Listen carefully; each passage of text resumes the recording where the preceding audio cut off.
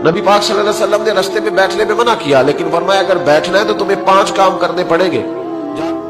گرمیوں میں جس کا دل کرتا ہے نا کہ کھلی ہوا میں بیٹھوں، بیٹھ لے پر 5 کام کرے، یہ بخاری ہے۔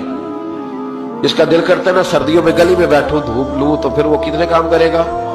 بولیے یا رسول اللہ صلی اللہ تعالی علیہ وسلم کیا کیا کرے تو رستے میں بیٹھنے کی اجازت ہے؟ تو نبی پاک صلی اللہ علیہ وسلم نے فرمایا رستے کا حق ادا کرو، 5 کام کرو۔ یا رسول اللہ کون کون سے؟ فرمایا اگر رستے میں بیٹھنا ہے تو نظریں نیچی کر کے بیٹھو،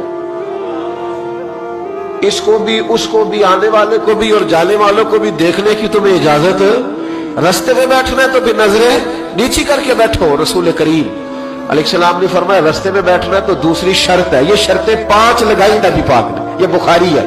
فرمایا رستے میں بیٹھنا ہے تو دوسری شرط تمہارے لیے یہ ہے کہ جتنی چیزیں تکلیف دینے والی رستے میں پڑی ہوگی وہ بیٹھنے والے نے اٹھانی ہے۔ اس نے ایک نیا وہاں بیٹھ کے اذیت والا کام نہیں کرنا، بلکہ اس کی ذمہ داری ہے چونکہ رستے میں وہ بیٹھا ہے، تکلیف دہ چیزیں اٹھائے گا۔